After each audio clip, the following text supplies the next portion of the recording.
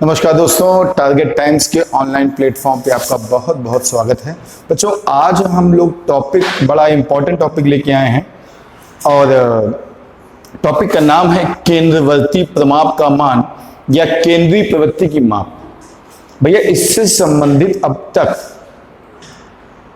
करीब 9 क्वेश्चन इस टॉपिक से आ चुके हैं और खास बात यह कि 2018 के बाद इससे अभी तक कोई क्वेश्चन नहीं आया है। यानी 2019 और 18 दोनों साल इससे संबंधित क्वेश्चन नहीं आया है। इस पूरे टॉपिक को एक्सप्लेन कर रहे हैं और इस टॉपिक में आज तक जितने क्वेश्चन आए हैं हम बाकायदा आपको बोर्ड पे लिख के उसको बताएंगे कि किस सन में आया है, ताकि आपको लगे कि क्या टॉपिक है, कैसा क्या है। टॉपिक का नाम है केंद्रवर्ती प्रमाप की मान या केंद्रीय प्रवृत्ति की माप। दो डेफिनेशन इसकी आती हैं कि पूरे आवृत्ति वितरण का प्रतिनिधित्व करने वाले मान को केंद्रवर्ती प्रमाप का मान या केंद्रीय प्रवृत्ति की माप की बात करते हैं।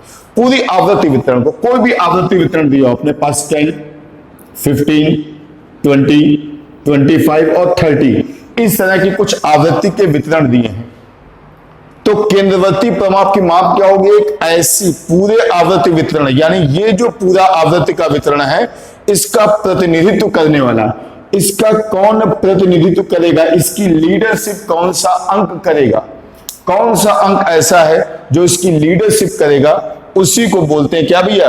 केंद्रवर्ती प्रमाप का मान या केंद्रीय प्रवृत्ति की माप, इसकी लीडरशिप।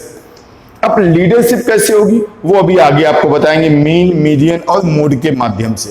ठीक है, एक और हेडिंग इसी में आती है, एक और डिफिनेशन है कि किसी भी श्रेणी में, यानी ये में चर का वह मान, यानी एक ऐसा मान, एक ऐसी वैल्यू जो पूरी श्रेणी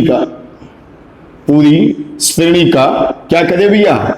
प्रतिनिधित्व। भैया सेम वही चीज यहां पे था। यहां पे क्या था? पूरे आवृत्ति वितरण का, और यहां पे कह रहा है चर का।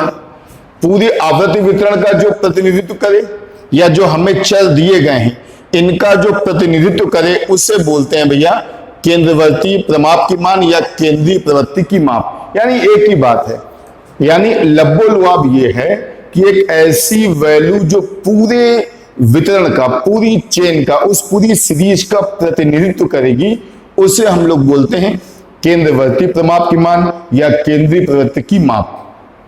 अब इसको निकालते कैसे हैं? इसको निकालने के 3 तरीके होते हैं, या आप ऐसे कह लो कि केंद्रीय प्रवृत्ति की माप या केंद्रवर्ती प्रवृत्ति की माप के 3 ही रास्ते हैं, यानी इसके 3 भाग हैं और यह भी क्वेश्चन हमसे पूछा जा चुका है। पहला भाग है मीन, MEAN, इसको हम लोग बोलते हैं माध्य, या इसी को बोलते हैं समांतर माध्य, और इसी को जब आप मैथमेटिकली रूप देते हैं तो इसको बोल देते हैं हम लोग औसत। दूसरा है भैया मीडियन,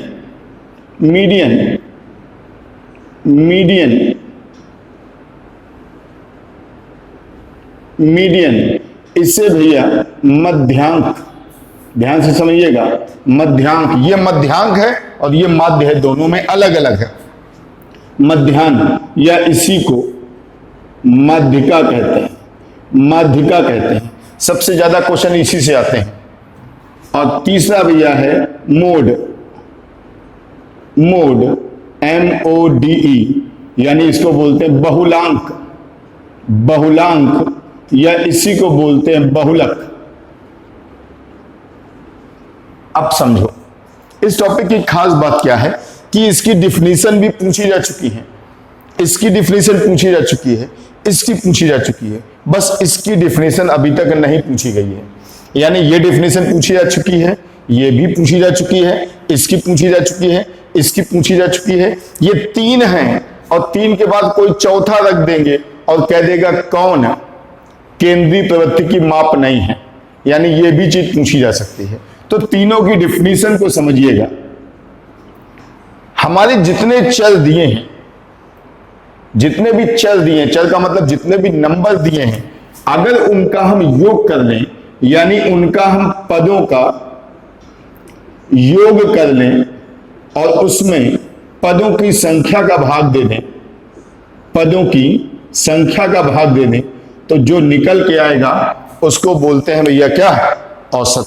सॉरी औसत, हाँ औसत कह लीजिए, समांतर माध्य कह लीजिए, या मीन कह लीजिए, कुछ भी कह लीजिए। मीडियन क्या है, इसकी डिफिनेशन पूछी जा चुकी है। क्या? चर का वह मान जिसके नीचे समूह के आधे प्राप्तांक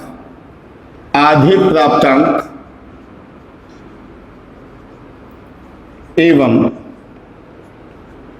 जिसके ऊपर समूह के आधे प्राप्तांक होते हैं,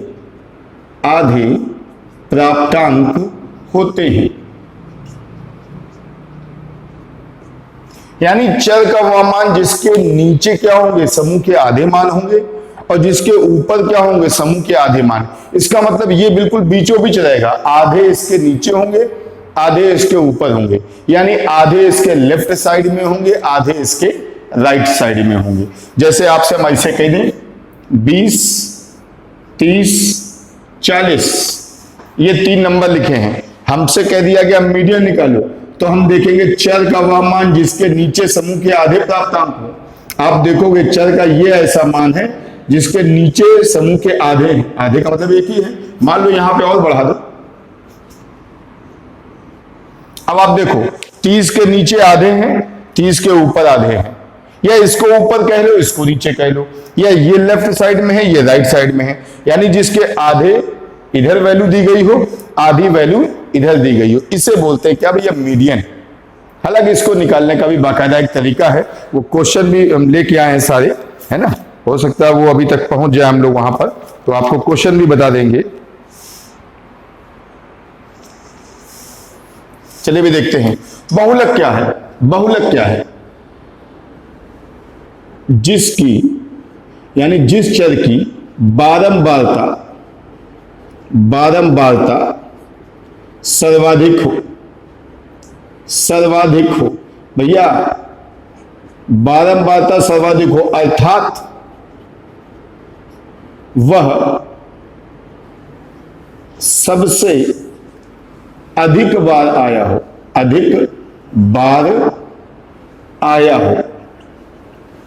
हो। जैसे आपके सामने हम यहां पे लिख दें, मान लीजिए ऐसे लिख दें हम 10, 10, 20, 20, 20, 30, 40, 50, सॉरी 55 लिख दिया, 60। कहते हैं इसकी बारंबारता बताओ, सॉरी बहुलक बताओ। अब हमें एक चीज स्पष्ट दिख रही है कि सबसे ज्यादा बार कौन आ रहा है भैया, 20 सबसे ज्यादा बार आ रहा है। और कितनी बार आया? 20 3 बार आया। बार बार आना मतलब बारंबारता, इंग्लिश में बोलते हैं फ्रीक्वेंसी। तो जिसकी फ्रीक्वेंसी ज्यादा, जिसकी आवृत्ति ज्यादा, जो बार बार आता है, जो बारंबारता है, वही क्या है हमारा बहुलक। तो बारंबारता यहां पे क्या है, 3, यानी 20 वाला जो पद है, 20 वाला जो चर है, वो बार बार सबसे ज्यादा बार आया है। और कितनी बार आया है? 3, यानी इसकी आवृत्ति क्या हो गई, 3। और हमसे कोई बोल दे बहुलक क्या है, तो वो क्या भैया 20, यानी बहुलक सबसे ज्यादा बार आया है। बहुलक सबसे ज्यादा बार आया है। इसका एक फार्मूला भी होता है, 3 मीडियन यानी माध्यिका माइनस 2 माध्य बराबर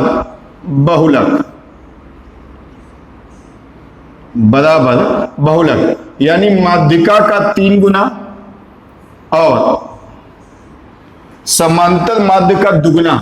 अगर उनको माइनस कर दोगे तो भी हमारा बहुलक जो है वो आ जाता है।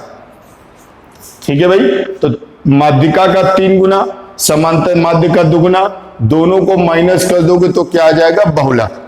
तो पहले इस टॉपिक को पूरा समझ लेना है, फिर इसके क्वेश्चन देखने हैं, कैसे आते हैं, क्या आते हैं, समझिएगा। हम बात कर रहे हैं, टॉपिक है हमारा केंद्रवर्ती प्रमाप की मान का माप। ठीक है, किसी भी आवृत्ति का जो वितरण दिया हो, यानी ये बहुत सारे चर दिए हो, जैसे ये चर दिए हैं, इन सब का प्रतिनिधित्व कौन करेगा? तो यहां पे आपने देखा प्रतिनिधित्व किसने किया था? 30। और क्यों किया था? क्योंकि हमें क्या निकालना था? माध्यिका। इसके आधे इधर चले गए, आधे इधर चले गए, बीचों बीच जो बच रहा है वही चर है। इसी तरह यहां पे प्रतिनिधित्व कौन कर रहा है? 20। क्यों? क्योंकि ये सबसे ज्यादा बार आया है। यानी केंद्रीय प्रवृत्ति की माप केवल और केवल 3 है। पहली है मीन, दूसरी है मीडियन और तीसरी है मोड। मीन में कहा गया, मीन का नाम माध्य या समांतर माध्य या औसत भी है। मीडियन को मध्यांक यानी माध्यिका भी कहते हैं और मोड को बहुलक बोलते हैं। यहां पे मीन की डिफिनीशन क्या है भाई? कि पदों का योग बटे पदों की संख्या। और यहां मीडियन का कहने का मतलब है कि बीचों बीच का एक ऐसा पद जिसके नीचे आधे पद हो और इसके ऊपर आधे पद हो, यानी लेफ्ट साइड में भी आधे पद हो, राइट साइड में भी आधे पद हो। अभी हम आपको निकालने का तरीका नहीं बता रहे हैं, बाकायदा उसमें बताएंगे कि इसको आप उसमें रखो, आरोही क्रम में रखो, असेंडिंग ऑर्डर रखो, बात की बात है, वो भी अभी एक एक करके आएगा। ठीक है भाई। और बहुलक में क्या कहा गया? कि जिसकी बारंबारता सर्वाधिक हो, अर्थात वह सबसे अधिक बार आया हो, उसे बोलते हैं मोड या बहुलक या बहुलांक। बहुलांक जो अंक सबसे ज्यादा बार आया हो। यहां पे देखो 10 केवल 2 बार आया, लेकिन 20 3 बार आया। ये एक बार है, ये एक बार है, एक बार ये है, एक बार ये है। सबसे ज्यादा कौन आया? 20। यानी भैया बहुलक क्या हो गया इसका? 20। और 20 3 बार आया है, मतलब 20 की बारंबारता 3 है, या 20 की हम कह सकते हैं बारंबारता कह लो या आवृत्ति कह लो, ये इतनी है। ठीक है। अब एक एक करके इसके क्वेश्चन देखते हैं। हमने क्वेश्चन निकाल के रखे हैं, देखते हैं कौन सा भाई।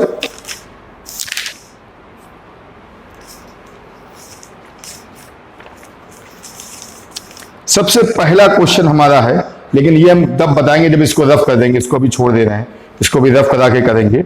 चलिए एक क्वेश्चन सुनिएगा आप लोग। ये 19 दिसंबर 2016 का क्वेश्चन है। 19 दिसंबर 2016 का पेपर है, क्वेश्चन है। क्या है समझिएगा। दिए गए प्राप्तांकों के समूह में जो प्राप्तांक बहुधा सबसे अधिक बार आता है उसे क्या कहते हैं? जो सबसे अधिक बार आया है। अब आंसर तो तुम समझ गए होगे कि जो सबसे अधिक बार आएंगे उससे क्या बोलेंगे। तो भैया ऑप्शन दिया है बहुलक, मध्यमान, मध्यांक और मानक विचलन। तो भैया आप तक समझ गए होंगे। इसमें ABCD ऑप्शन में पहला दिया है बहुलक, दूसरा दिया है मध्यमान, तीसरा है मध्यांक और चौथा है विचलन। तो भैया इसका आंसर क्या होगा? ए वाला बहुलक। क्यों? क्वेश्चन क्या था? दिए गए प्राप्तांकों के समूह में जो प्राप्तांक सबसे ज्यादा बार आता है, तो जो सबसे ज्यादा बार आता है वही तो होता है बहुलक। यानी इसका आंसर क्या हो गया? बहुलक। तो इसका आंसर ए सही है। एक चीज और याद रखिएगा, ये 3 केंद्रीय प्रवृत्ति की मापें हैं। इनके अलावा जो भी हैं वो केंद्रीय प्रवृत्ति की मापें नहीं होंगी। जैसे इन्होंने एक ऑप्शन में नाम दिया है मानक विचलन, ये नहीं है। मानक विचलन नहीं है। एक नाम और आता है बहुत इंपॉर्टेंट, परास। इसी परास को बोलते हैं प्रसार, इसी को इंग्लिश में बोलते हैं रेंज। ये भी केंद्रीय प्रवृत्ति की माप नहीं है। तो भैया नहीं में ये दोनों हैं। अभी जो मेरे सामने ऑप्शन आए हैं, एक शब्द आता है साहब परास, प्रसार या रेंज क्या है। चलो ये वाला लेते हैं, ये वाला, और इसमें तुम्हें समझाने का प्रयास करते हैं कि साहब रेंज क्या होता है, रेंज क्या होता है, या प्रसार क्या होता है, परास क्या होता है। इसमें समझाने का प्रयास कर रहे हैं। कोई भी आपको इस तरह के आंकड़े दिए हैं, आप सबसे बड़ा वाला आंकड़ा उठाइए। और सबसे बड़ा वाला क्या है यहां पर? 50। मैक्सिमम नंबर जो है वो उठाना है। कितना? 50। और सबसे छोटा क्या है? 10। मिनिमम वैल्यू क्या है? 10। तो मैक्सिमम और मिनिमम का जो डिफरेंस है, अंतर है, वही होता है परास। यानी मैक्सिमम कितना है? 50, मिनिमम कितना है? 10। दोनों का अंतर जो भी होगा परास होगा। यानी परास को हम लिख सकते हैं मैक्सिमम नंबर और मिनिमम नंबर के बीच का जो डिफरेंस है उसी को बोलते हैं क्या भैया? परास। यानी अधिकतम माइनस न्यूनतम, यानी जो हमारी वैल्यू दी गई हो, अगर मान लो उसी क्वेश्चन में हमें इसमें निकालना होता परास, तो सबसे बड़ी वैल्यू क्या है? 60। सबसे छोटी वैल्यू क्या है? 10। 60 माइनस 10 इज इक्वल टू कितना होता है? 50। दैट इज द रेंज, या प्रसार या परास। तो भैया समझ गए परास क्या है? Maximum minus minimum. इतनी बात क्लियर हो गई? तो एक क्वेश्चन हमारा कंप्लीट हुआ। चलिए आगे देखते हैं। हमने निशान लगा रखे हैं और ये देखते हैं और क्वेश्चन। हाँ, अगला क्वेश्चन है डैश डैश। ये जो क्वेश्चन मैं बोल रहा हूं ये 19 दिसंबर 2016 का है। 19 दिसंबर 2016, यानी ये जूनियर लेवल का पेपर है, सेकंड पेपर है। इसमें कह रहा है क्या? डैश डैश डैश केंद्रीय प्रवृत्ति की एक माप है। डैश डैश डैश केंद्रीय प्रवृत्ति की माप है। पहला दिखा है प्रसार क्षेत्र। अब प्रसार क्षेत्र में प्रसार है, इसको क्षेत्र बोल दिया, प्रसार क्षेत्र। हम पहले बोल चुके नहीं है, तो यही आंसर हो गया। ठीक, लेकिन उन्होंने कहा कौन माप है? कौन माप है? तो नहीं से मतलब नहीं है। दूसरा लिखा है माध्यिका। माध्यिका तो है, यानी आंसर ये होना चाहिए। देखिए तीसरा दे रहा औसत विचलन और दे रहा मानक विचलन। तो भैया जो मानक विचलन है ये दो तरह के होते हैं, औसत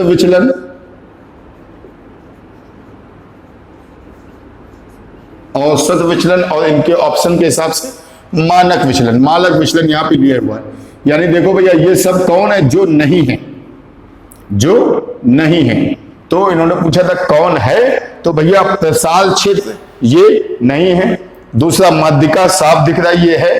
तीसरा औसत विचलन नहीं है और चौथा मानक विचलन नहीं है। तो इसका आंसर क्या हो गया? माध्यिका। यानी इससे भी क्वेश्चन आपके आते हैं। चलिए और देखते हैं क्वेश्चन।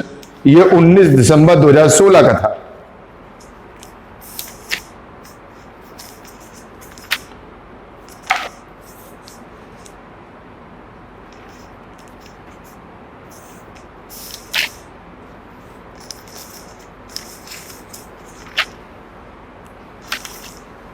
चलिए अगला पेपर है 2 फरवरी 2016 का। 2 फरवरी 2016 का पेपर है, 6 to 8 है। क्या कह रहा है? निम्नलिखित में से कौन केंद्रीय प्रवृत्ति की माप नहीं है? कौन केंद्रीय प्रवृत्ति की माप नहीं है? पहला ऑप्शन है प्रसार। प्रसार तो नहीं है, वहां पे था प्रसार क्षेत्र, यहां पे क्या? प्रसार। दूसरा है बहुलांक। बहुलांक तो है। तीसरा है माध्यिका है और तीसरा है मध्यमान। मध्यमान भैया समांतर माध्य के और एक नाम निकल गया है, मध्यमान। मध्यमान, ये सब एक ही नाम है भाई। मध्यमान, ये मध्यमान है, ये मध्यांक है। अगर नाम में कोई कंफ्यूजन हो तो चिंता मत करना, एग्जाम में आपको हिंदी इंग्लिश दोनों नाम याद आएंगे, लिखे जाएंगे। तो वहां पे आप याद रखना, मध्यमान लिखा हो, समांतर माध्य लिखा हो, माध्य लिखा हो। इंग्लिश में एक ही नाम होगा, क्या? मीन। यहां पे इंग्लिश में एक ही नाम होगा, मीडियन। और यहां पे क्या होगा? मोड। ऐसे याद रखना, मीन, मीडियम और मोड। चलिए तो ये भी क्वेश्चन हो गया, ठीक है। और भैया इसी सेट में, इसी पेपर में, यानी 2 फरवरी 2016 के पेपर में एक क्वेश्चन और दे दिया गया है। प्राप्तांकों के समूह का वह बिंदु, लैंग्वेज समझिएगा। ये जो आप जो हम बोल रहे हैं, आप देख रहे होगे स्क्रीन पे भी लिख के आ रहे हैं, देखिएगा। प्राप्तांकों के समूह का वह बिंदु जिसके नीचे समूह के आधे प्राप्तांक और जिसके ऊपर समूह के आधे प्राप्तांक है। भैया बोर्ड पे लिखा हुआ है, हम लैंग्वेज यहां से पढ़ रहे हैं। प्राप्तांकों के समूह का वह बिंदु जिसके नीचे समूह के आधे प्राप्तांक और जिसके ऊपर समूह के आधे प्राप्तांक हो। तो जिसके नीचे आधे प्राप्तांक और जिसके आधे ऊपर प्राप्तांक, देखो लिखा तो है, जिसके नीचे समूह के आधे प्राप्तांक और जिसके ऊपर समूह के आधे प्राप्तांक है उसे क्या बोलेंगे? माध्यिका। याद रखना, अभी तुमको माध्यिका निकालना हमने सिखाया नहीं है, वो अभी बताएंगे जब इसको रफ कर देंगे, क्योंकि रफ करना पड़ेगा इसे, ठीक है ना। तो भैया इसका आंसर हो गया। अगला एक क्वेश्चन है, इसको भी आगे बताना है। अगला देखते हैं भाई, अगला क्वेश्चन हमारा आता है। अगला क्वेश्चन है, पूरे आवृत्ति वितरण का प्रतिनिधित्व करने वाले मान को क्या कहते हैं? पूरे आवृत्ति वितरण का प्रतिनिधित्व करने वाले, भैया पूरे आवृत्ति वितरण का प्रतिनिधित्व करने वाले मान को क्या बोलते हैं? ये दो नाम है, दोनों एक ही है। इसमें पढ़ते हैं क्या कह रहा है। इसमें पहला कह रहा है प्रामाणिक विचलन का माप। विचलन की कोई बात नहीं होगी, विचलन तो है ही नहीं, गलत हो गया। दूसरा है केंद्रवर्ती प्रमाप की मान, केंद्रवर्ती प्रमाप का मान आ गया। तीसरा देखते हैं सहसंबंधी प्रतिनिधि का मान, कोई मतलब ही नहीं। और चौथा है समूहज प्रतिशत प्रतिनिधि का मान। तो साफ दिख रहा भैया, यानी हमसे ये डिफिनेशन पूछ ली गई। इन दोनों डिफिनेशन को याद करने में कोई टेंशन नहीं, बस आप ऐसे याद रखो कि जो भी हमारे पास आंकड़े दिए गए हैं उनका जो प्रतिनिधित्व करेगा, जो लीडरशिप करेगा, जो डोमिनेट करेगा, वही हमारा केंद्रीय प्रवृत्ति की माप या केंद्रवर्ती प्रवृत्ति की माप होती है। केंद्र का मतलब क्या है? सेंटर, यानी जो बिल्कुल सेंटर में रहे, जो बिल्कुल सेंटर में, देख लो आधे इधर आधे इधर। और ये सेंटर में क्यों है? क्योंकि सबसे ज्यादा है। अरे भाई, भीड़ में जो सबसे ज्यादा होगा वही तो सेंटर में होता है। अगर हम किसी आम के पेड़ को देखें, ये क्वेश्चन यूपी टेट में नहीं आया लेकिन अलग से आ चुका है। एक आम के पेड़ में हम कई सारे आम लगे देखें, सारे आम अधिकतर पके हों, दो चार बीच में कच्चे होंगे, तो हमारे मुंह से क्या निकलेगा? आम देखो भाई, इस पेड़ के आम सब पके हैं। सब पके का मतलब दो चार कच्चे भी होंगे लेकिन अधिकतर पके हैं। तो जब अधिकतर पके हैं, सब पके हम लोग बोलेंगे, यही होता है बहुलक। बहुलक का मतलब जो सबसे ज्यादा दिखता है उसी को मेन माना जाता है। अब भैया अधिकतर तो आम पके हैं, तो हमने बोल दिया अधिकतर आम पके हैं, यानी किसी समूह में, किसी टोली में, किसी ग्रुप में, किसी भीड़ में जब हम कोई बात करते हैं तो बहुलक के आधार पे कहते हैं। अब जैसे क्लास में बच्चे बैठे हों, वहां पे 100 बच्चों की क्लास में 80 लड़कियां बैठी हों, टीटी में ऐसा देखा होगा आपने, लड़कियां ज्यादा होती हैं, लड़कियां ज्यादा हैं, लड़के मान लो 10 ही, तो हम गिनती थोड़ी करेंगे, देख के समझ जाएंगे लड़कियां ज्यादा है। लड़कियां ज्यादा है मतलब लड़कियों का बहुलक ज्यादा है, और वही तो सेंटर में होंगे क्योंकि लड़कियां ज्यादा है। तो जो ज्यादा है वो क्या है? सेंटर में है। तो जो सेंटर में होता है वही क्या होता है? केंद्रवर्ती। तो आप ऐसे समझ लो, जो सेंटर में होगा यानी इस तरह से सेंटर में हो, या फिर जो इतना ज्यादा हो कि वही वही दिखाई पड़ रहा हो, तो भी हम कह सकते हैं। भाई आप सब्जी मंडी जाओ या किसी मंडी पे जाओ, वहां पे हर जगह केवल आलू आलू बिक रहे हो, बाकी सब्जियां बहुत थोड़ी थोड़ी हो, तो आप यही तो कहोगे यहाँ आलू ज्यादा बिक रहे हैं। तो जो चीज ज्यादा बिक रही है वही सेंटर में है, उसी को बोलते हैं क्या? केंद्रवर्ती प्रमाप या केंद्रीय प्रवृत्ति की माप। क्लियर हो गया? तो ये भी क्वेश्चन भैया हमारा हो गया। चलिए आगे देखते हैं क्वेश्चन। चलिए, ये जो लैंग्वेज वाले क्वेश्चन थे वो इतने ही हैं। अब हम बात कर रहे हैं कुछ क्वेश्चनों की माध्यिका की। अगर भैया इसमें किसी को कुछ देखना, सुनना, समझना हो तो भाई स्क्रीनशॉट ले लीजिएगा, फिर हम आगे बढ़ने जा रहे हैं। ठीक है भाई, स्क्रीनशॉट ले लिया होगा आप लोगों ने। अब हम एक दो क्वेश्चन इसके बताएंगे। जैसा कि हमने कहा अभी तक इसके क्वेश्चन नहीं आए हैं, इसके आ चुके, इसके सबसे ज्यादा आए हैं, तो हम इसके क्वेश्चनों को ज्यादा कराएंगे। तो सबसे पहले इसको रफ करने जा रहे हैं, आगे देखते हैं।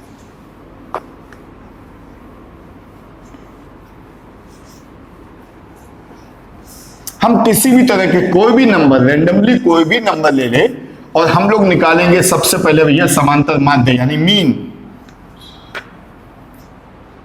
तो सबसे पहले हम लोग निकालेंगे आज अभी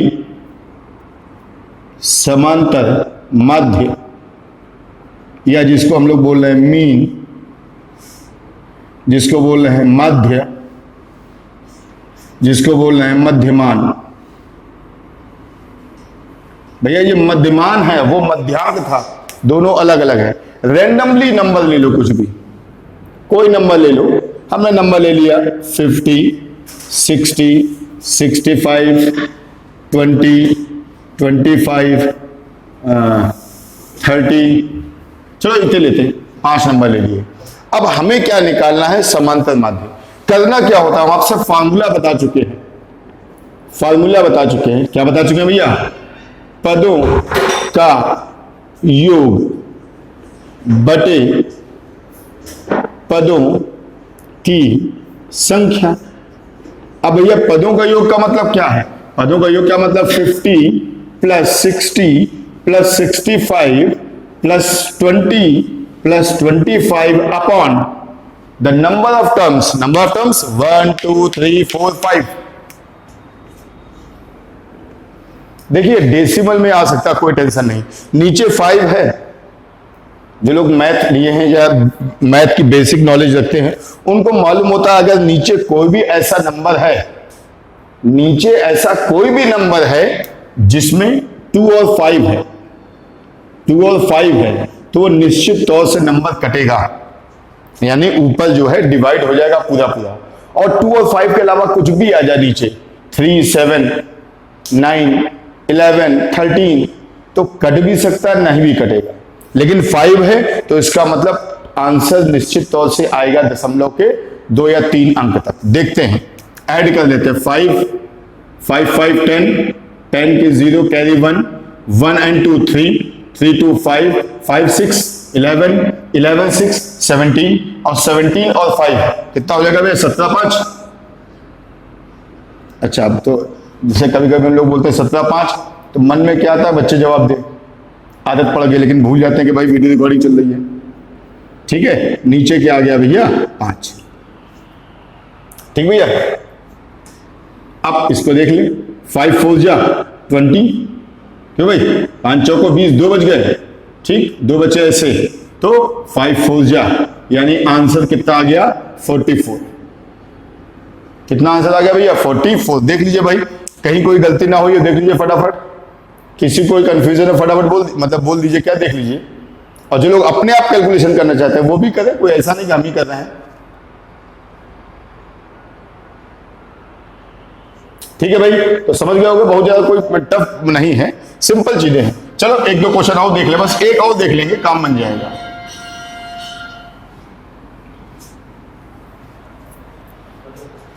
मान लीजिए हम कोई भी नंबर ले लें, हम ले लेते हैं 100 120 130 140 160 एंड 170। तो देखिए पदों का योग क्या होगा? 100 प्लस 120 प्लस 130 140 160 एंड 170 अपॉन में नंबर ऑफ टर्म्स 1 2 3 4 5 एंड 6। अब ध्यान देना, 6 नीचे आया है और 6 के फैक्टर सबको मालूम है क्या होते हैं? 2 और 3, यानी ये पूरा पूरा कट भी सकता है और नहीं भी कट सकता है, क्योंकि 3 आ गया है। अगर यहां 3 की जगह 5 होता कट जाता।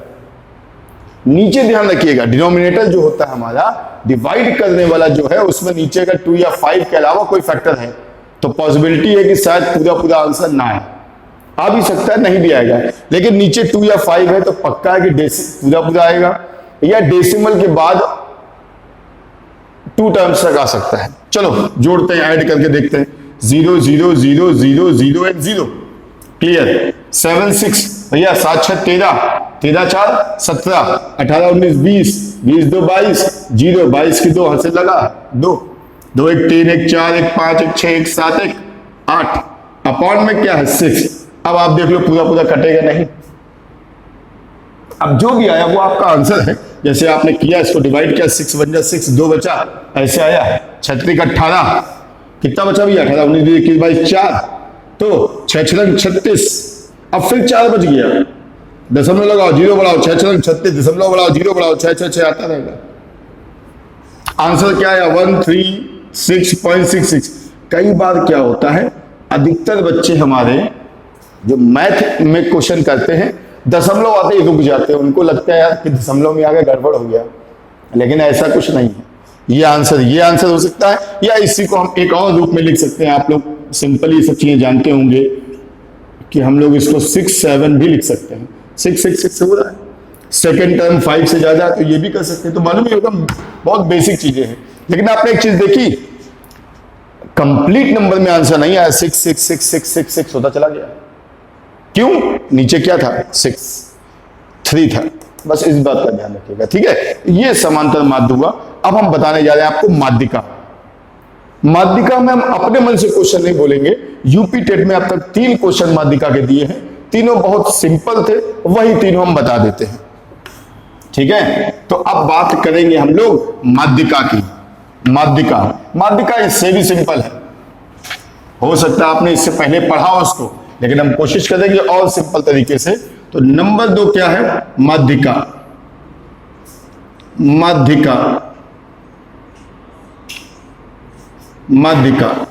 माध्यिका जिसको बोलते हैं मीडियन, इसी को बोलते हैं माध्य। याद करिए इसकी डिफिनीशन क्या थी कि प्राप्तांकों का वह समूह जिसके नीचे आधे समूह हो और जिसके ऊपर आधे समूह हो, यानी जिसके नीचे क्या हो? नीचे समूह के आधे प्राप्तांक हो, नीचे समूह के आधे प्राप्तांक हो और ऊपर समूह के आधे प्राप्तांक हो। हम देखो इसी के क्वेश्चन, जैसे मेरे सामने जो पेपर है ये है भाई 23 फरवरी 2014 का 6 to 8 का। इसी में क्वेश्चन दिया है, मैं कर रहा हूं 40, 38, 36 और क्या है 50, 51, 54, 23। 50, 51, 54, 23। एक बार जब नंबर हम कंफर्म कर लें, गड़बड़ ना हो जाए। 40, 38, 36, 50, 51, 54, 23। आपसे कहा उपरोक्त की माध्यिका होगी, उपरोक्त की माध्यिका होगी। थोड़ा समझिएगा, जब माध्यिका निकालते हैं तो अपने पास फर्स्ट स्टेप आता है, इसको लिखना है आरोही क्रम में। आरोही यानी असेंडिंग ऑर्डर में, असेंडिंग ऑर्डर में। ध्यान दीजिएगा, समांतर माध्य में ऐसा करने की कोई जरूरत नहीं थी, क्योंकि जब जोड़ के हमें पदों की संख्या निकालनी हो तो कोई नंबर आगे लिख दो पीछे लिख दो, फर्क क्या जोड़ने से। लेकिन यहां जोड़ना नहीं है, इसलिए ऐसा किया है। तो भैया असेंडिंग ऑर्डर में लिखेंगे तो सबसे पहले आपको मालूम पड़ गया होगा, लिखेंगे कितना भैया 23। भैया 23 के बाद साफ दिख रहा है क्या लिखेंगे 36। 36 के बाद हम क्या लिखेंगे 38। 38 के बाद क्या लिखेंगे 40। 40 के बाद लिखेंगे 50। फिर क्या लिखेंगे 51 एंड 54। ठीक है भाई, इन्होंने ऑप्शन दिया है 36, 50। इन्होंने जो ऑप्शन दिए थे वो ऑप्शन ऐसे दिए थे 36, बी ऑप्शन है 50, 40, 23। 40 और 23 ये भैया हमने ऑप्शन भी आपके सामने लिख दिए है। मैंने डेट भी बता दी, आप चाहो तो आराम से, आपके पास पेपर लास्ट ईयर का होगा, 23 फरवरी 2014 का पेपर है। बच्चों 90% लोग यहां पे ये लिखते हैं कि n की वैल्यू क्या है। n की वैल्यू 1, 2, 3, 4, 5, 6, 7, जो कि क्या भैया ऑड नंबर है, यानी क्या है विषम। और विषम आते वो ऐसे फॉर्मूला लगाते हैं n+2 बटे वहां पद। हम ऐसे बताते नहीं हैं, विषम के लिए फॉर्मूला बताते हैं n+2 बटे 1 वहां पद। अगर इसी जगह सम होता तो वो ऐसे बताते n/2 वहां पद प्लस n/2 प्लस 1 वहां पद, पूरे के नीचे 2। अरे ये सब नाटक नहीं करना है। जिसने मेरी डिफिनीशन को या जिसने इस पूरी डिफिनीशन को पढ़ा होगा उसको इसकी कोई जरूरत पड़ेगी ही नहीं। याद करो माध्यिका होती क्या थी, डिफिनीशन में ही इसका आंसर छुपा था, लगाने की जरूरत नहीं है। हर बुक में लगा के दिखाया जाता है। आपने भी हो सकता है लगा के ही पढ़ाओगे n/2 वहां पद, सॉरी विषम है तो n+1/2 वहां पद, ऐसा कुछ नहीं करना। इसकी डिफिनीशन ये थी कि प्राप्तांक वह प्राप्तांक जिसके नीचे समूह के आधे प्राप्तांक को, नीचे समूह के आधे, ये 7 है ना, तो देखो ये एक ऐसा प्राप्तांक है जिसके नीचे समूह के आधे प्राप्तांक है 1, 2, 3, और जिसके ऊपर समूह के आधे प्राप्तांक है 1, 2, 3। इट मींस बस यही आंसर है। अब जो लोग लगाते हो इसको लगाना आज से बंद कर देना। माध्यिका बिल्कुल फ्री वाला नंबर होता है, लगाने की जरूरत नहीं। वहां तुम लोग माध्यिका में से लगाते हुए n+1 बटे 2 पद का मान सब कुछ नहीं। अगर वैसे करते हम लोग तो भी आंसर 40 आता, लेकिन जरूरत क्या है, जब कान हम ऐसे पकड़ सकते हैं तो ऐसे पकड़ने की जरूरत ही क्या है। और दूसरी चीज, इसकी तो डिफिनीशन ही यही है कि वह प्राप्तांक जिसके नीचे समूह के आधे अंक हो और जिसके ऊपर समूह के आधे अंक हो, यानी वह प्राप्तांक जिसके लेफ्ट साइड और राइट साइड में इक्वल नंबर दिए हों।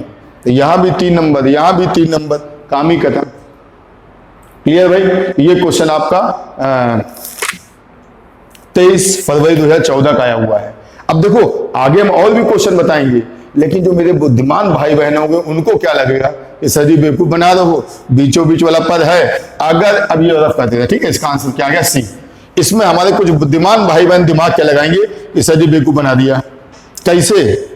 यहां तो आपने 40 लिख दिया, कोई टेंशन नहीं, क्योंकि ये बीचों बीच साफ दिख रहा है। लेकिन अगर ये बीचों बीच ना दिखता, अब क्या करते?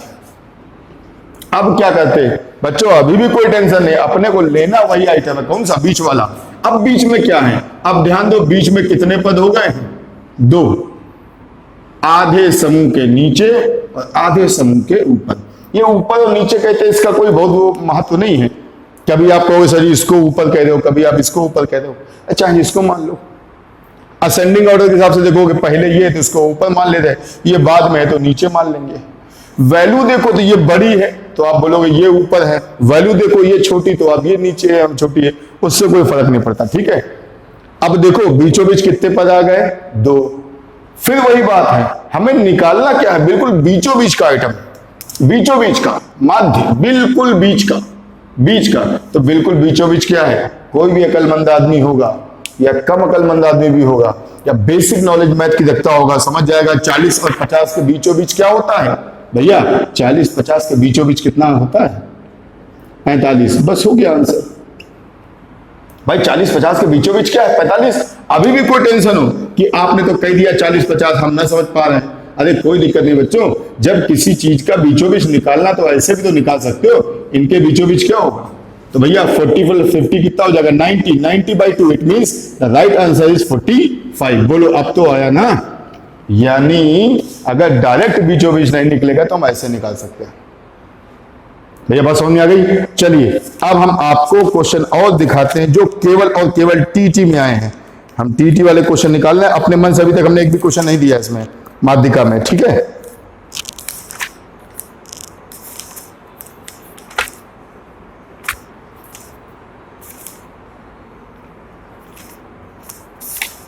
सेवन 8 9 10 11 12 एक क्वेश्चन है भैया,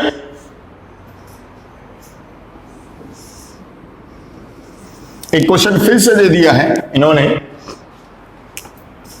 7 8 9 10 7 8 9 10 11 12 7 8 9 10 11 और 12। प्रामाणिकता के लिए बता दें आपको, ये पेपर है 15 अक्टूबर 2017 का, 6 to 8 का। 15 अक्टूबर 2017 6 to 8 का। पहला काम क्या करना है? आरोही क्रम में ऑलरेडी लगा हुआ है, आरोही क्रम में ऑलरेडी लगा हुआ है क्या? 7 8 9 10 11 12। अब तो कोई बच्चा ही बता देगा कि बीचों बीच कौन है? ये दोनों देख लो, आधे इधर आधे इधर, आधे इधर आधे इधर, बीचों बीच कौन है? ये दोनों। अब बताओ 9 और 10 के बीच में क्या आता है? तो भैया 9 और 10 के बीच में क्या आता है? 9.5। बस आंसर। 9 और 10 के बीच में क्या आता है? 9.5। यहां भी कोई कंफ्यूजन हो क्या? इसे कैसे 9.5? तो भाई करके देख लेना, दोनों के बीचों बीच क्या आएगा? तो 9 + 10 19/2। 19/2 it means 2 divided, sorry 19 divided by 2। The right answer is 9.5। The median is 9.5। हो गया भाई। देख लो, कहीं कोई परेशानी दिक्कत वाली बात इसमें है ही नहीं। अब तक तो समझ गए होगे, यानी कोई भी क्वेश्चन इसमें ऐसा नहीं है जो आपको लगे साहब ये तो टफ हो सकता है। बिल्कुल नहीं, एक बार वीडियो पूरा देखो, गलत होने की पॉसिबिलिटी है ही नहीं। ठीक, चलो अब आगे बात करते हैं। मीन हो गया, मीडियन हो गया, बहुलक, बहुलक, बहुलक, बहुलक या भैया मोड या बहुलांक, यानी वो जिसकी बारंबारता सबसे ज्यादा हो, वो जिसकी बारंबारता सबसे ज्यादा हो। जैसे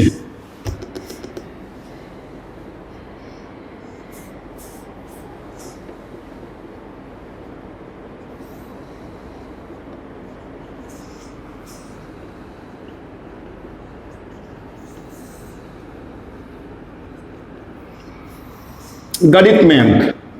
भैया 20 नंबर का पेपर है, 20 नंबर के पेपर में 18 नंबर वाले बच्चे जो हैं वो 6 हैं, 16 नंबर जो मिले, जिन्हें 20 में 16 नंबर मिले वैसे बच्चे क्या हैं 10, जिन्हें 20 में 15 नंबर मिले ऐसे मान लीजिए बच्चे हैं 3, जिन्हें 20 में 10 नंबर मिले ऐसे बच्चे मान लीजिए 15, जिन्हें 8 नंबर मिले वैसे बच्चे मान लीजिए हैं 6, और जिन्हें 7 नंबर मिले ऐसे बच्चे मान लीजिए हैं क्या 9। अब आप देखिए बच्चे क्लास में कितने हैं। 18 नंबर वाले बच्चे कितने हैं 6, यानी 6 बच्चे ऐसे जिनको 18 नंबर मिले, 10 बच्चे ऐसे जिनको 16 नंबर मिले, 3 बच्चे ऐसे जिनको मिले 15 नंबर, 15 बच्चे ऐसे जिन्हें 10 नंबर मिले, 20 में से 10 नंबर मिले, 6 बच्चे ऐसे जिन्हें 8 नंबर मिले, और 9 बच्चे ऐसे जिन्हें मिले नंबर कितने 7। आपसे पूछ सकता बताओ बच्चे कितने हैं, तो भैया कुल बच्चे कितने हैं देख लेते हैं। 6 और 10 16 17 18 19, 19 और 35 34, 34 6 40, 40 और 9 49, यानी क्लास में बच्चे कितने हैं 49। सबसे ज्यादा नंबर मतलब कितने सबसे ज्यादा नंबर पाने वाले बच्चे कौन हैं? आप यहां देखो 15 बच्चे ऐसे हैं जिनके नंबर क्या है 10, यानी 10 नंबर वाले बच्चे सबसे ज्यादा है। अब देखो इसका मतलब क्या, 15 बच्चों का मतलब क्या है या 6 बच्चों का मतलब क्या है?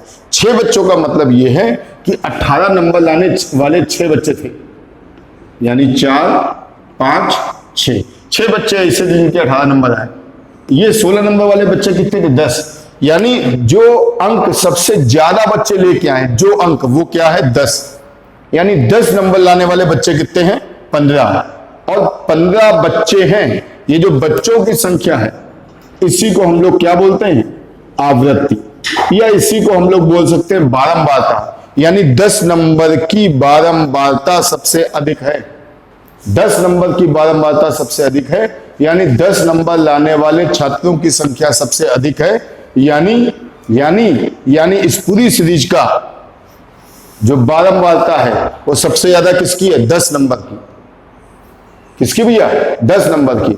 तो बहुलक क्या है? बहुलक ये है, याद रखना बहुलक क्या है ये, और ये क्या है ये है आपकी बारंबारता।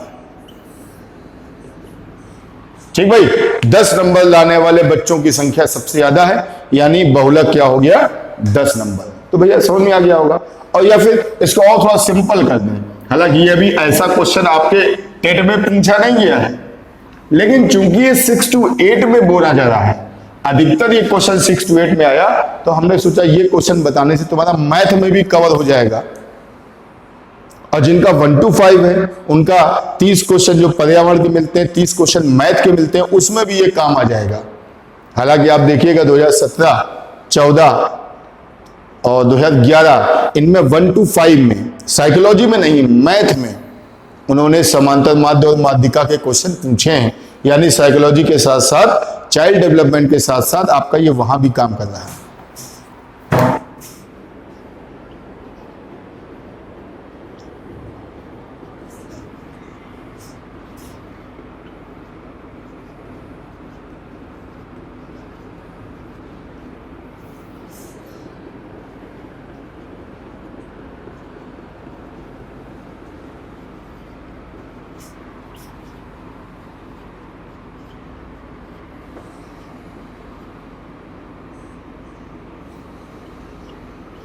अब कोई कहते साहब बहुलक बताओ, ध्यान दो, ये 2 बार, ये 3 बार, ये 4 बार, ये 5 बार, ये देखते हैं 1 2 3 4 5 6 7 बार, ये 1 2 3 4 5 6 7 8 9 10, ये जितनी बार भी हो साफ दिख रहा है 5 सबसे ज्यादा बार है, 5 सबसे ज्यादा बार है। इसको तुम ऐसे भी लिख सकते हो, 0 लाने वाले बच्चे कितने 2, देखो इसको ऐसे भी कर सकते हो, अंक और छात्र, जो अभी कुछ देर पहले हमने आपको बताया था।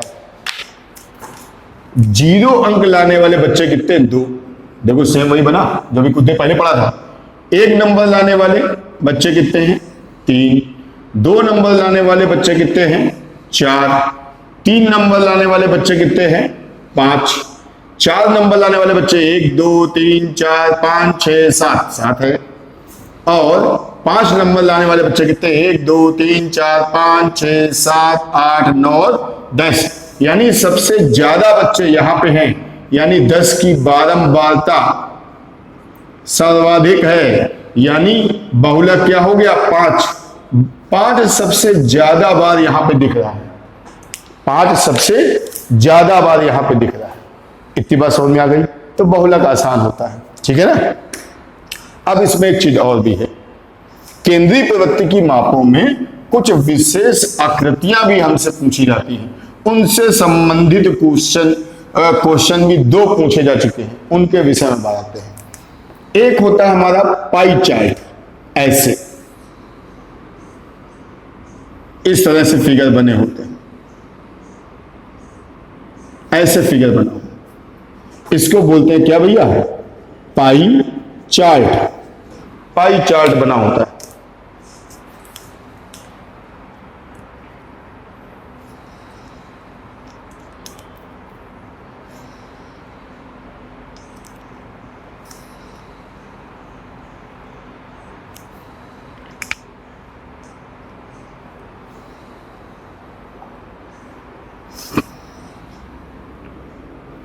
जैसे हम कह दें 60% ये है, 50 कर दें इसको, 50 ये है, 30% ये है, 15% ये है और 5% ये है। तो 50 से 80 90 95 100 हो गया। हम मान लो कहते हैं किसी घर के किसी व्यक्ति के घर का ये क्या है? खर्च है। ये खर्च किसका है? एजुकेशन का। ये खर्च किसका है? राशन का। ये खर्च किसका है? स्वास्थ्य का। और ये खर्च किसका है? मनोरंजन का। तो अगर इस तरह से कोई चीज आती है तो इसे बोलते हैं हम लोग क्या भैया? Pie chart. पाई चार्ट, जहां पे परसेंटेज या फिर कभी कभी डिग्री में आ जाएगा, डिग्री में भी आ जाता है, तो कभी ऐसा दिखाए तो इसको क्या बोलते हैं? Pie chart. एक इसी में होती है स्तंभ आकृति। स्तंभ आकृति का मतलब भी समझ लीजिए, जैसे ये कॉलेज ए है, ये कॉलेज बी है, ये कॉलेज सी है। ये लिखा है यहाँ पे 15, ये लिखा है 25, ये लिखा है 35 और ये लिखा है 40। कॉलेज ए में 25,000 बच्चे हैं, तो कॉलेज ए का चार्ट ऐसे बनेगा। कॉलेज बी में 30,000 बच्चे हैं, तो 25 ये, 35 ये, 30,000 लगभग यहां, तो ऐसे बन गया। कॉलेज सी में 40,000 बच्चे हैं, तो ये जो बनता है, ये जो बनता है, इसे बोलते हैं क्या? स्तंभ आकृति। कभी कभी रेखा चित्र बन जाता है, रेखा चार्ट। रेखा चार्ट बन जाता है, इसी को बार ग्राफ भी कह सकते हैं। 3 रेखा ग्राफ, लाइन ग्राफ। कैसे? इसी को बना रहे हैं, कॉलेज ए, कॉलेज बी और कॉलेज सी। ये भैया 15,000, 25,000, 35,000 और 40,000। कॉलेज ए में बच्चे कितने थे? याद करिए, 25,000। कॉलेज ए में 25,000 ये रहे। कॉलेज बी में कितने थे? 30,000। 30,000 ये है, ये 35 से 30 से कम, बी के सामने ए यहां पे। और कॉलेज सी में 40,000 है, ए ये वाला। तो ऐसे ऐसे ऐसे इस तरह की जो आकृति बनती है, आपने क्रिकेट में देखी होगी, आपने कंपनियां जो होती है प्रॉफिट लॉस में देखी होंगी, शेयर में देखी होंगी, शेयर मार्केट में कि रेट बढ़ा कम हुआ, बढ़ा कम हुआ। तो ये जो आकृति है, ये क्या है? हमारी रेखा चित्र है। ठीक है, इससे संबंधित क्वेश्चन भी अपने पास हैं और यही टीईटी में ही है, तो हम निकाल अगर ढूंढ पाए तो भी आपको बताता हूं मैं। बस 1 मिनट थोड़ा वेट करिएगा, अभी निकालता हूं मैं।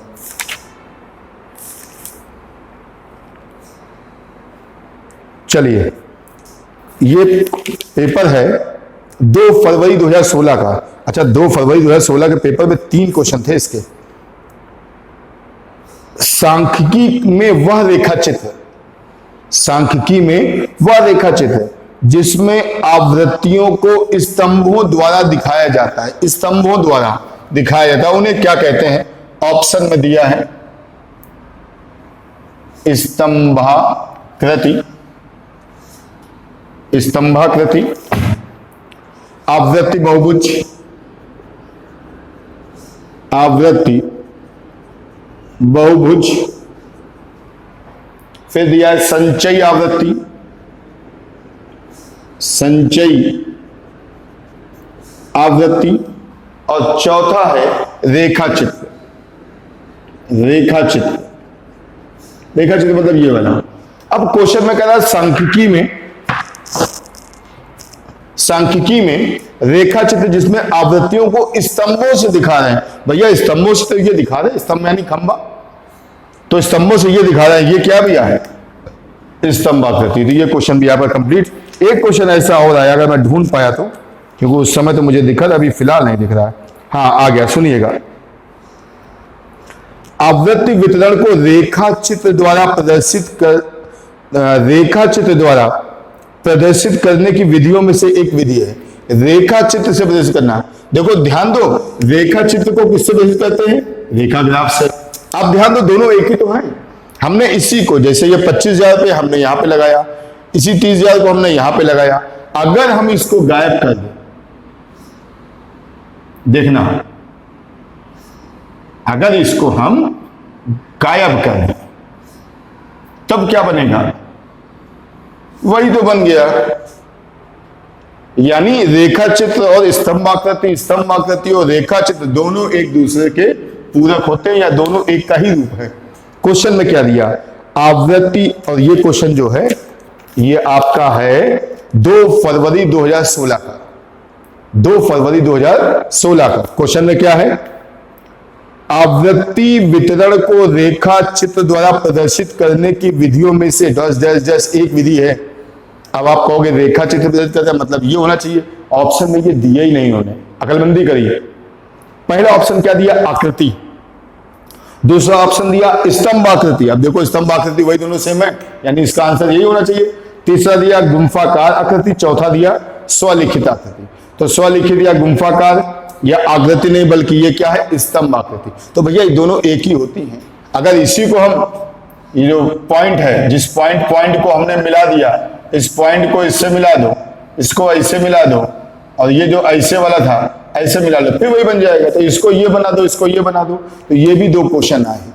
तो आपने देखा ये जो फिगर है आपके, इस तरह के क्वेश्चन है, इस फिगर से 2 क्वेश्चन आए हैं।